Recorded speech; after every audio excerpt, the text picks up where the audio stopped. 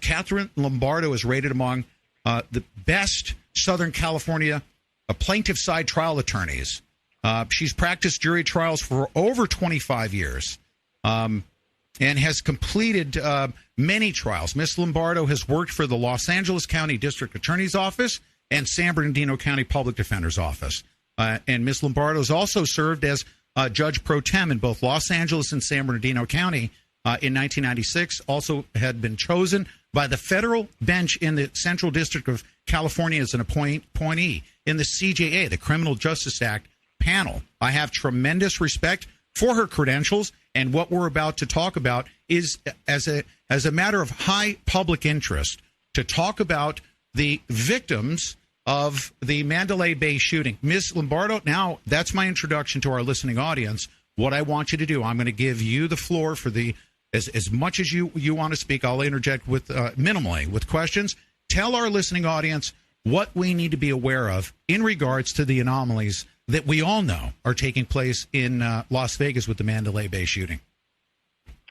Well, thank you for that introduction. It makes me feel a little bit old, but I guess it's all true. So thank you very much.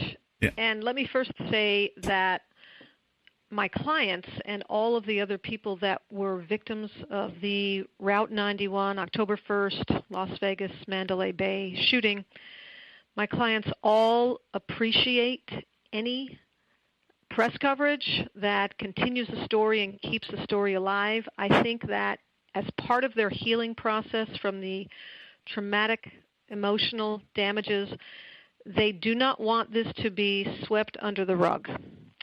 And, you know, the news cycle is fast, and tomorrow something else happens, and then yesterday's story gets buried.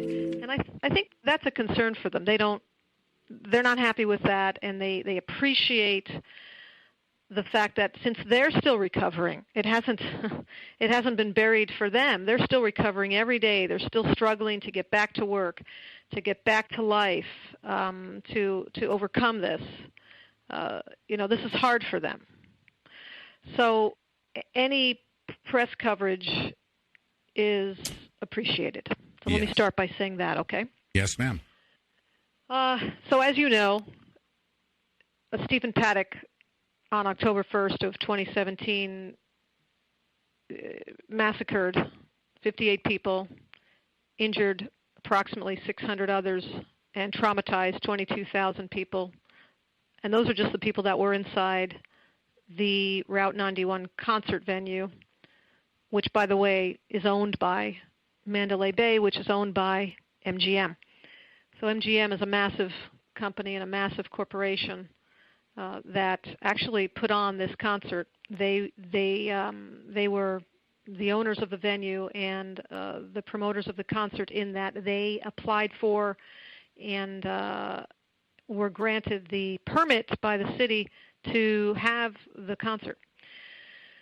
So what we've learned recently is actually not so recent, because I actually have been conducting this investigation since the day after the shooting. I jumped into this case immediately because, well, people started calling me, and I started to get retained by some of the victims and their families right away. Mm-hmm. It's been a full-time job, one that not any one law firm could take on themselves. There are many law firms throughout the country that have come on board. I myself have 3 other law firms that I've partnered with in order to prosecute this massive litigation against this massive conglomerate, huge, powerful, wealthy company called MGM. Mm-hmm. It turns out that MGM was negligent. That's our belief, and we know that if we have to go to a jury trial today, we can prove it because we have the evidence that we need. MGM let Stephen Paddock, this shooter, come up into their casino in Mandalay Bay on the 32nd floor and bring box after box, bag after bag of his arsenal, over 22 weapons, high-powered rifles, assault rifles, bump stocks, scopes, power tools, thousands of rounds of ammunition. They let him do this underneath their very noses. MGM should have figured it out, should have stopped it. But most recently, what has been revealed in the press, in the court filings that we were waiting for the opportunity to do so, is that MGM had filed a motion in federal court just, I think it was last week, the week before, just recently, saying that how could they have foreseen this? Nothing like this has ever happened before anywhere. Unprecedented, I'm sure, is the word they used, right? That's right. Right. Nothing like this has ever happened before anywhere is what they said. And so what we did was we filed a response to that paper for the first time ever, revealing what we've known, what was out there in a federal court filing. If you can get on their federal PACER system, and you had enough time and energy and inclination to search for this, you could have found it because it's right there. That 3 years ago, or 3 years prior to the shooting, this exact same thing almost happened. That 3 years ago, they let another man bring in multiple assault weapons, rounds of ammunition, a tripod, and this other man, 3 years prior, set up his assault rifle, pointed at the strip, out the window, ready to do the exact same thing. Wow. And massacre people on the strip. Now, fortunately, the maid went in to clean that room and found that set up, because this other gentleman, this other person, had left the room and left the ammunition and the guns laying in plain view. So the maid, of course, called security, which then called the police, who then called the police, and then the FBI got involved. And this person was criminally charged, criminally prosecuted in federal court, and pled guilty. And his name was Dunbar. His last name was Dunbar. So we're calling it the Dunbar incident. And this incident happened on November 29th of 2014. So just less than 3 years. He had a scoped rifle pointed towards the strip. Now, why is this important? Why did we include this in our court filings in response to MGM's court filing saying nothing like this has ever happened anywhere ever before? Well, I think the answer is obvious. Because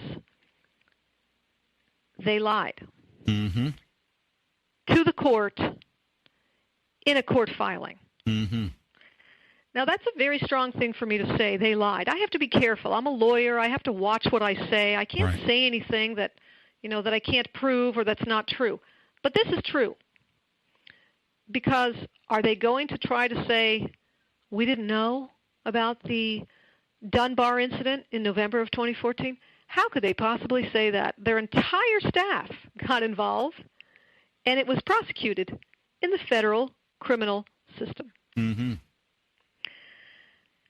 So it's our belief that they tried to cover it up, and they were hoping that no one would notice. Now, here's the second question. Why is that important?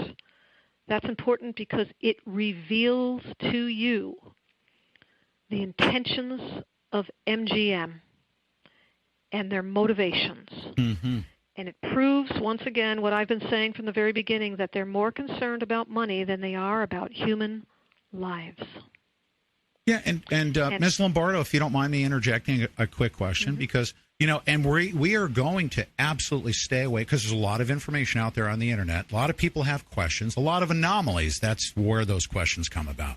People are sharing stuff on the internet. That's great. So I like that you're coming on, because we're going to talk about brass tacks. There has been, and I'm going to call it a cover-up or a delay in releasing information. Is that not a fact, A? And B, is that for the specific purposes of not impacting their tourism industry? We can only speculate, but that just furthers that theory that you have, that they're more concerned about money than they are about public safety. Does that apply to Las Vegas as a whole? Because it seems like there's been a massive cover-up of this information that we're now reading in the court documents. Well, the answer to your two questions is yes and yes. Mm-hmm. But does it apply to Las Vegas as a whole? I don't know. I'm not prepared to answer that. Sure. I'm certainly not qualified to answer that. But what I do know is that the answer is probably not, probably no, because Steve Wynn and his casinos, he had a very, very qualified security system in place that prepared for just this type of event. He actually implemented all of the training and the recommendations that the Department of Homeland Security had made to all of the Las Vegas casinos for a decade or more. This is not a surprise. This was not unforeseeable. This was foreseeable. This was foreseen, and this almost happened before. So they absolutely knew that this could happen. They had prepared for it. And all of Las Vegas was involved in these meetings with the Security Terrorism Task Force with the trainings and the recommendations by the federal government, the DOJ, the FBI, the Department of Homeland Security. They would come to Las Vegas and say, hey, casino owners, let us teach you how to prevent or stop an active shooter. Let us teach you how to do it. Put these safeguards in place. Implement these safeguards. Now, I'm guessing that those safeguards probably cost money to implement. You have to hire people to implement these safeguards. Safeguards cost money. So this is what we're talking about, right? Yeah. But Steve Wynn actually, in his casinos, had implemented those safeguards, and he came out right away in October of 2017 after this massacre and said, this would have never happened in my casinos, and let me tell you why. And I think that's true.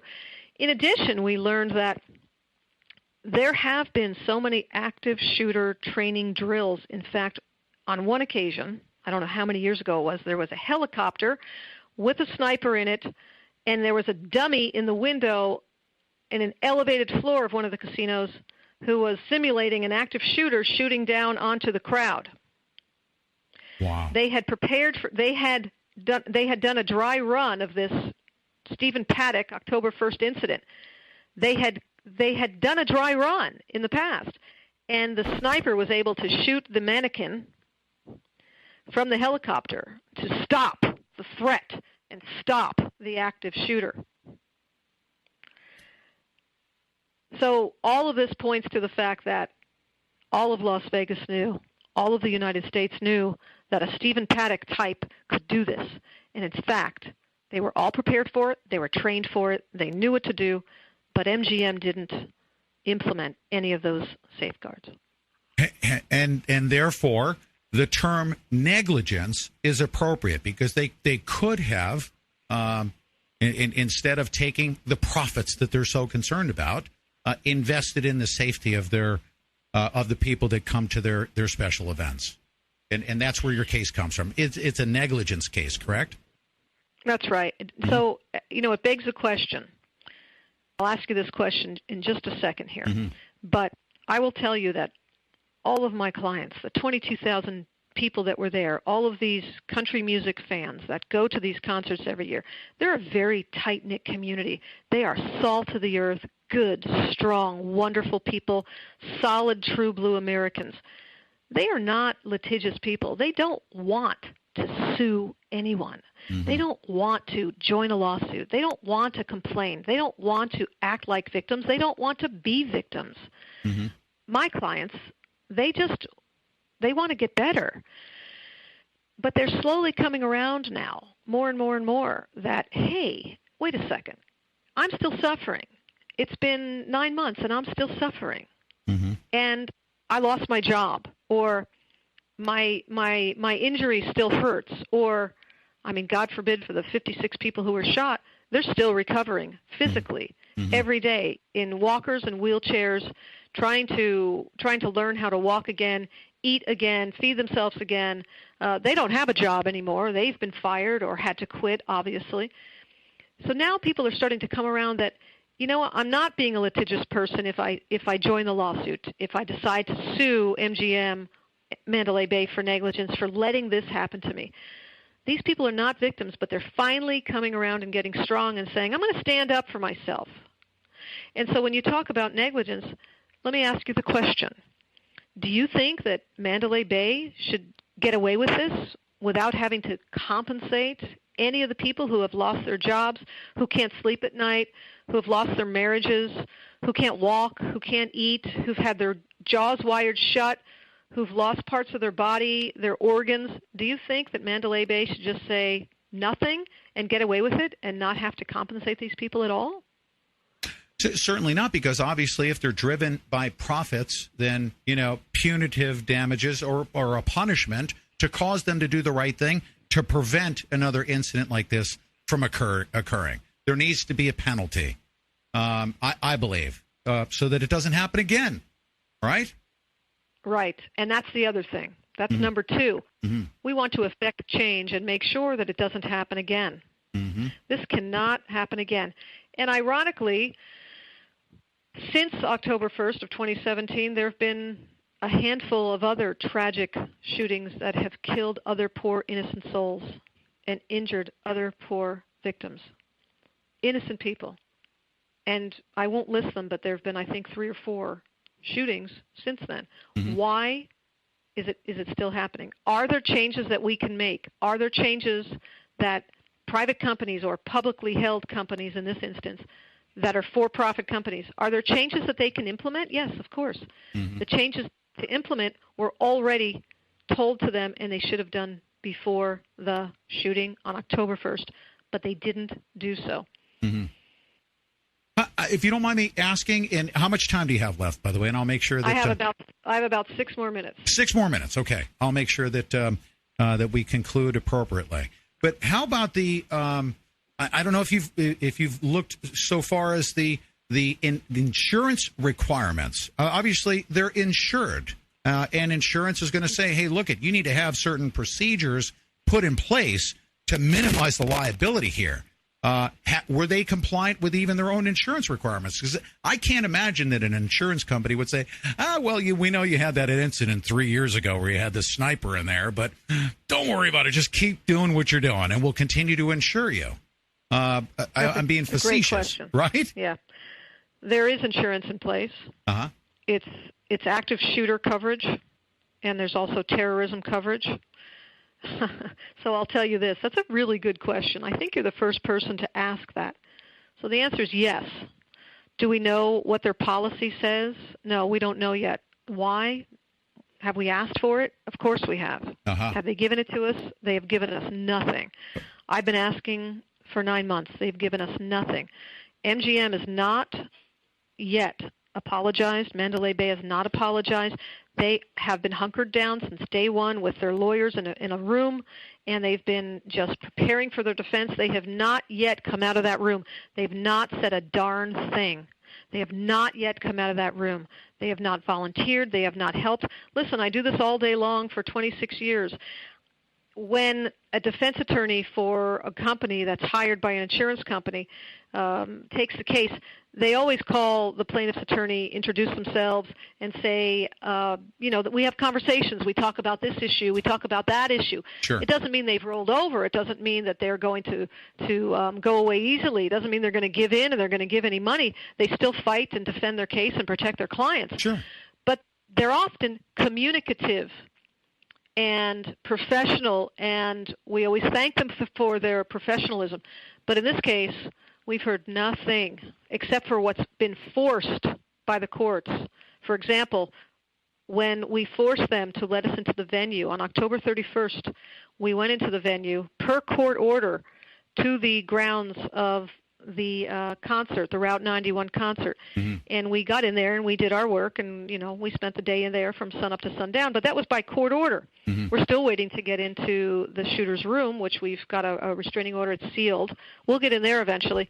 Other than that, no, they haven't given us any paperwork, any documents. Any documents that I've gotten on my own through either public records requests or FOIA requests.